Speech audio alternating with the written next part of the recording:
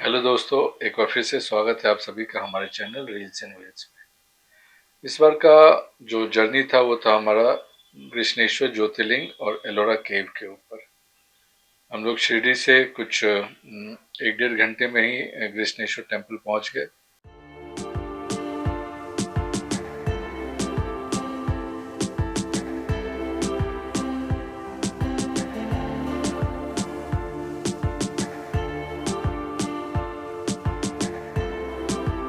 ये शिरडी से औरंगाबाद का रास्ता हाईवे नया ओपन हुआ, बहुत ही शानदार बना है।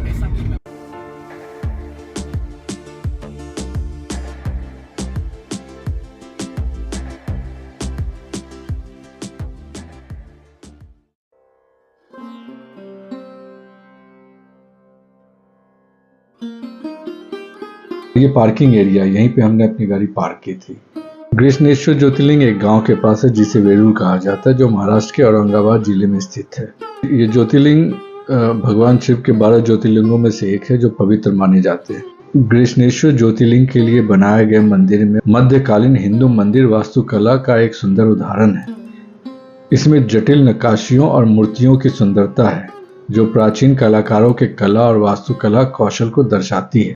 ये आप दोनों तरफ जो देख रहे हैं, यहाँ पे पूजा सामग्री मिलती है और चूंकि अंदर मोबाइल अलाउड नहीं है तो यहाँ पे आपको लॉकर रूम मिलेगा, आप मोबाइल यहाँ पे रख सकते हैं। तीर्थ यात्री मानते हैं कि ज्योतिर्लिंग की पूजा और प्रार्थना करने से आध्यात्मिक आशीर्वाद और इच्छाओं की पूर्ति हो सकती है। मंदिर का ऐतिहासिक महत्व है और माना जाता है कि इसे 18वीं सदी में मराठा रानी अहिल्याबाई होलकर ने बनवाया था। कृष्णेश्वर एक शांतिपूर्ण और आध्यात्मिक वातावरण प्रदान करता है। मंदिर में अच्छे से दर्शन हो गया। यहीं पार्किंग के पास ही भक्त निवास स्थान है जहाँ पे आप रह सकते हैं। रहने की सुविधा यहाँ पे है, वो ट्रस्ट का ही है। लेट हो चुका था तो हम लोगों ने यहीं पे खाना खाया। खाना अच्छा था, मंदिर के जस्ट बाहर ही है। यहाँ से फिर हम लोग एलोरा केव के लिए निकले। यह काउंटर जहाँ से हमने टिकट लिया और टिकट वो कूपन के रूप में है जिसकी कीमत 40 रुपये प्रति व्यक्ति है और उसे आपको संभाल कर रखना होता है। वापस आते वक्त भी इसकी जरूरत होती है।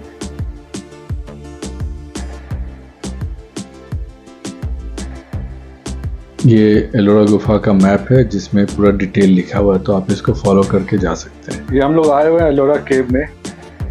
एलोरा गुफाएं महाराष्ट्र राज्य के औरंगाबाद शहर के पास स्थित एक यूनेस्को विश्व धरोहर स्थल है। ये गुफाएं प्राचीन चट्टान में कटी भव्य वास्तुकला का एक अद्भुत उदाहरण प्रस्तुत करती है और इनका धार्मिक और कलात्मक महत्व है। इस स्थल पर कुल 34 गुफाएं हैं जिनमें प्रत्येक का अपना विशेष प्रभाव और ऐतिहासिक महत्व है। सबसे पहले हमने जैन गुफा का दर्शन करने का प्लान किया और उसके लिए हमने ई व्हीकल जो है वो चूज किया। वो 30 रुपये प्रति व्यक्ति लेता है। एलोरा गुफाएं 6वीं और 10वीं सदी के बीच खुदाई गई थी, राष्ट्रकूट और चालुक्य वंशों के शासन के दौरान। गुफाएं अपने धार्मिक संबंधों के आधार पर 3 प्रमुख समूहों में विभाजित है, हिंदू, जैन और बौद्ध। संरचनाएं विभिन्न वास्तुकला शैलियों जैसे कि द्रविड़, नागार और बेसरा का आश्चर्यजनक मेल दिखाती है। गुफा 30 से 34 जैन गुफाएं हैं और इनमें जैन तीर्थकरों के जीवन को दर्शाने वाली जटिल मूर्तियां हैं। इनमें सबसे प्रसिद्ध गुफा 32 इंद्रशभा, जिसे अपने नक्शों और विस्तृत वास्तुकला के लिए जाना जाता है। जैन गुफाएं अपने कला और शिल्प के माध्यम से जैन धरोहर के सिद्धांतों को दिखाती है।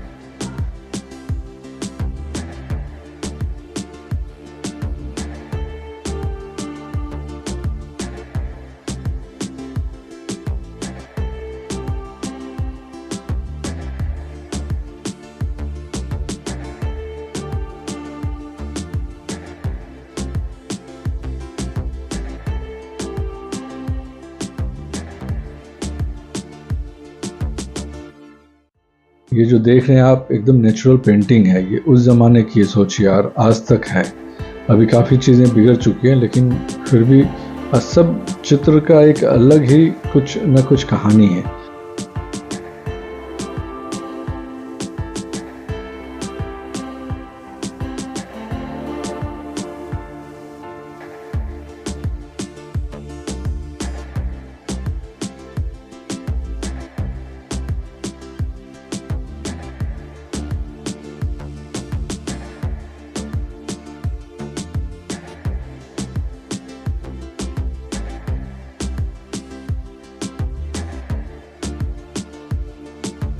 ये 32 नंबर की गुफा है, देखो।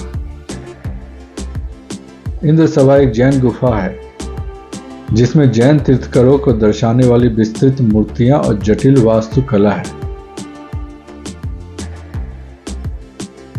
यह जैन सिद्धांतों का प्रतीक है और कुशलता का अद्भुत उदाहरण है। देख के आपको एक अलग ही फीलिंग आएगी, मजा आ गया, मैंने अद्भुत है ये।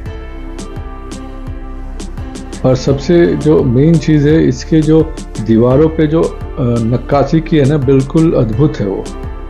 एक से एक अलग अलग नक्काशी किया हुआ है और ऊपर चित्रकारी किया हुआ है। दीवारों पे आप देखेंगे चित्रकारी किया हुआ है जो बहुत कुछ दर्शाती है। वो आपको यहाँ आके ही देखना होगा तो ही समझ में आएगा, क्योंकि बहुत छोटी छोटी चीज़ें हैं। जैन गुफा देखने के बाद हम हिंदू गुफा देखने जा रहे हैं और ये हमें जहाँ से पिक किया था वहीं पे ड्रॉप कर देंगे।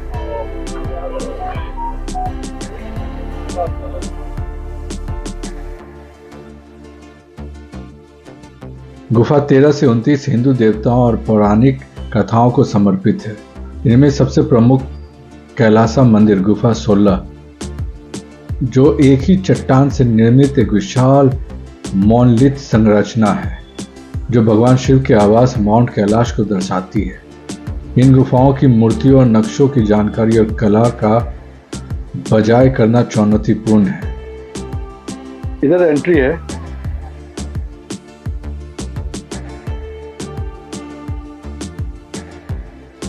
और ये जो अभी मैं खड़ा हूँ ये 16 नंबर गुफा। यही में वो शिवलिंग कैलाश जी का वो यहाँ पे मंदिर है। बाकी गुफा तो बहुत है, 1 से 15 इस तरफ है।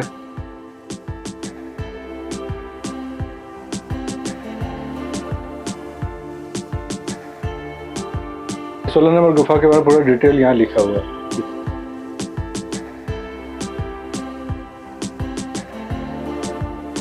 ये 16 नंबर गुफा के अंदर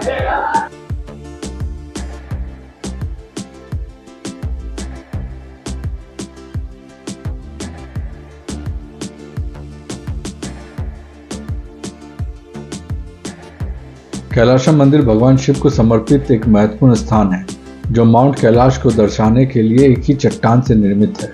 इसमें जटिल मूर्तियां और नक्श हैं।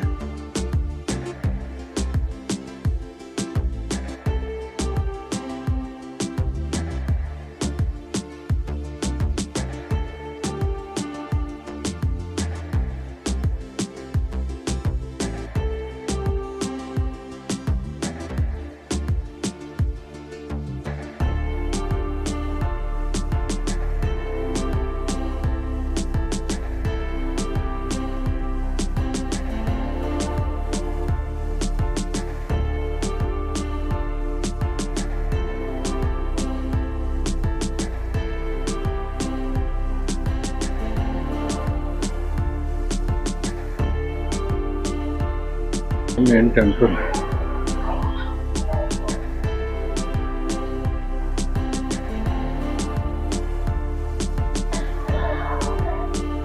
एक अंदर जो देखा तो छोटा, ये मेन शिवलिंग है।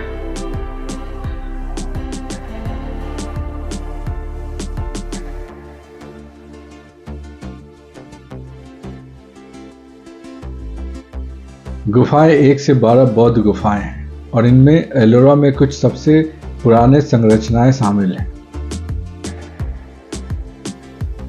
तो ये है बुद्धिज्म वाला, सबका अलग अलग स्ट्रक्चर है। ये आप बिल्कुल अलग देखेंगे ये स्ट्रक्चर। ये बुद्धिज्म का है तो ये देखिए स्ट्रक्चर इनका अलग ही है बिल्कुल।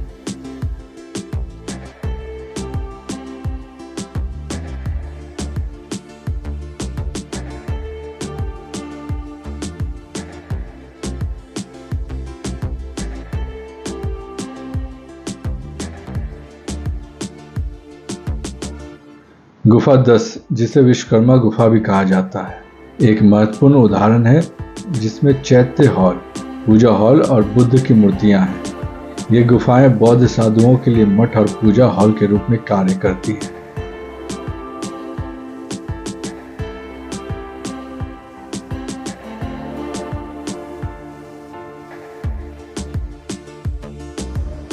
एरिया काफ़ी साफ सुथरा मिलेगा आपको, अंदर पीने की पानी और वॉशरूम की सुविधा है।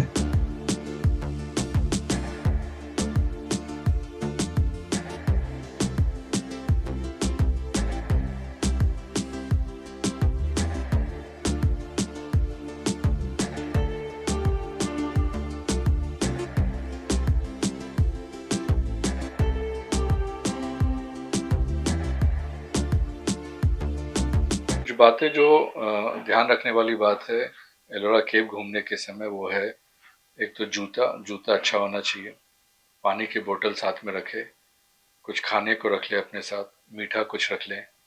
ये सब कुछ चीज़ें हैं जो आपको अंदर ज़रूरत पड़ेगी। हम लोगों ने 3 घंटे में पूरा घूम लिया। घूमने के बाद अब हम लोग यहाँ से जाएंगे भीमा शंकर ज्योतिर्लिंग दर्शन के लिए और अजंता केव्स देखेंगे। उसका वीडियो मैं इसके बाद बनाऊंगा।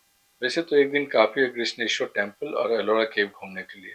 इनकेस अगर आपको रुकना हो तो यहाँ पे रुकने की कोई दिक्कत नहीं है, रूम्स इजली अवेलेबल हैं, क्योंकि एलोरा केव एक टूरिस्ट प्लेस है, फॉरेनर्स काफ़ी मात्रा में यहाँ पे घूमने आते हैं। तो रूम्स की कोई दिक्कत नहीं है, एक रीजनेबल रेट में यहाँ पे रूम्स मिल जाते हैं और खाने के लिए भी अच्छे अच्छे होटल्स हैं, यहाँ पे रेस्टोरेंट हैं जो सही है। तो अगर आप प्लान करें तो बिल्कुल आइए, एक अच्छा जगह है देखने को, हिंदुस्तान में देख सकते हैं। इसके बाद का हमारा जो वीडियो होगा वो भीमा शंकर ज्योतिर्लिंग और अजंता केव्स के ऊपर होगा। तो प्लीज़ अगर आपको ये वीडियो पसंद आए तो प्लीज़ लाइक शेयर ज़रूर करें और कमेंट ज़रूर लिखें। Thank you.